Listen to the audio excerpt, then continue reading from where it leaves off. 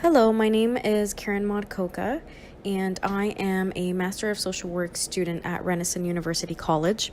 This is my MSW Capstone, and I have a theme for it, and that is of transformation, because I have had to make several shifts throughout this year in terms of my health, and I have done it in a very holistic way.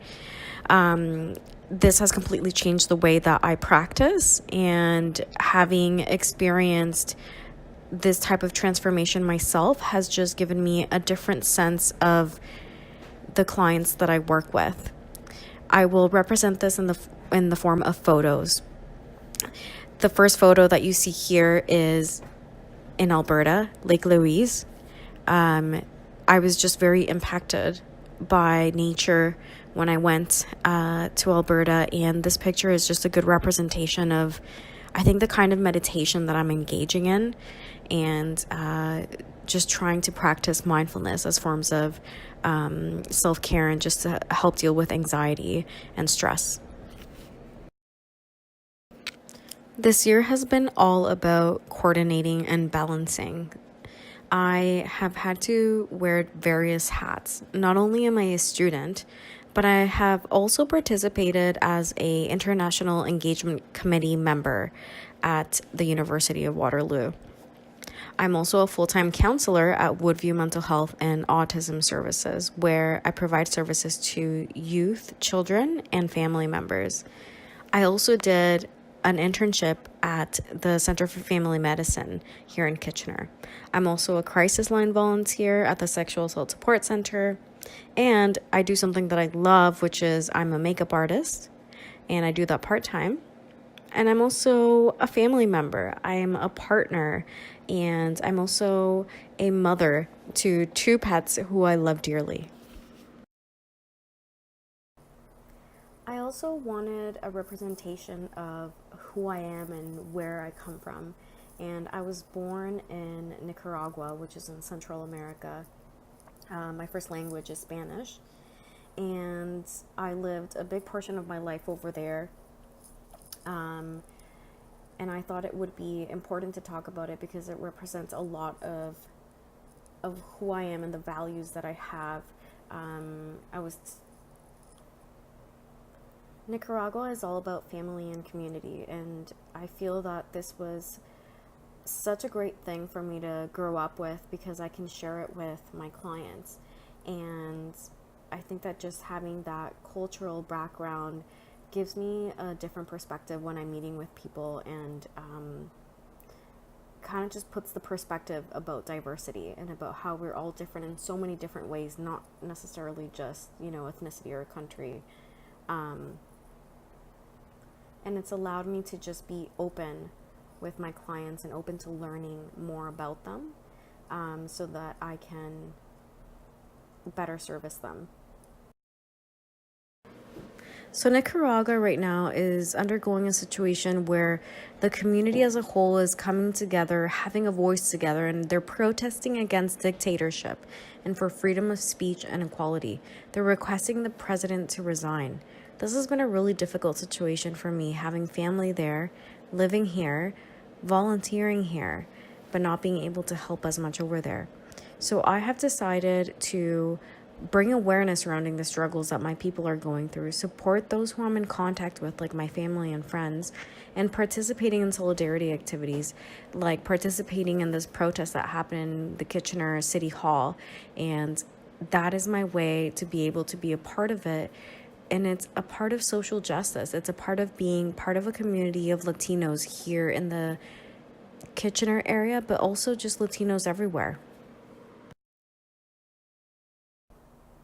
Here is an op-ed that I wrote along with another student in our first semester about different changes that are affecting immigrants in our country here in Canada, and which is something that's close to my heart. As you can see, Nicaragua is struggling right now, and I think it's so important the way in which we assist individuals that are seeking asylum.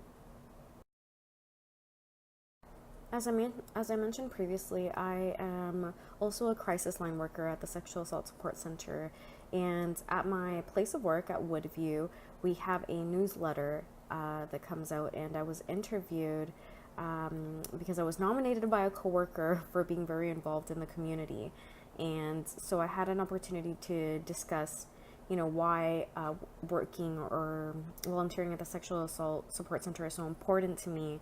And as I mentioned with Nicaragua, having so many difficulties, I did experience and witnessed sexual violence.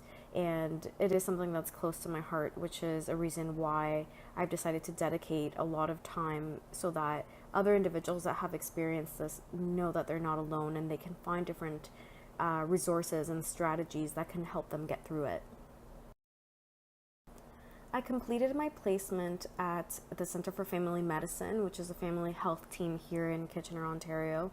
And in this photo, you will see Gianna, who was a other student in a psychotherapy program at Laurier, completing her placement there as well. And I became very close to her because we would complete our supervisions together with our amazing supervisor, Kay Weber, who was also at one point a professor at this program at the Waterloo Lutheran Seminary with a psychotherapy master's program.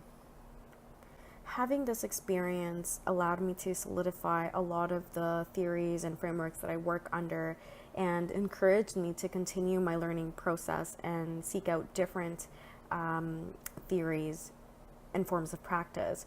So I have a tendency to follow a very feminist and anti-oppressive framework, and I have found that CBT and DBT models really go well with those, with my ideology in terms of skills and strategies. But I've been becoming a lot more close to family systems theory and the works of Virginia Satir.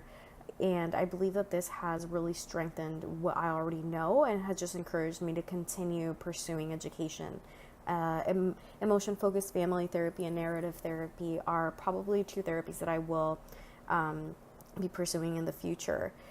This opportunity at the family health team also allowed me to really narrow down who I am as a therapist and how I want to practice and what population I want to work with. And I think I look at myself as an eclectic practitioner, but I think it's also very important to practice from a holistic and integrative way, but being effective and purposeful with each framework that we decide to use. And it's really just based on a client-centered framework. So really being focused on the client and having the client drive the therapy session. Self-care has been a huge part of this year. Without it, I would have not been able to survive. So this is just a collection of random different things that I've done throughout the year and focused on healthy eating, meditation, spending time with family, spending time planting things. I love plants. Taking time for me and, going to the spa if I can, going out for walks. It's important that we're able to also practice the things that we encourage our clients to do.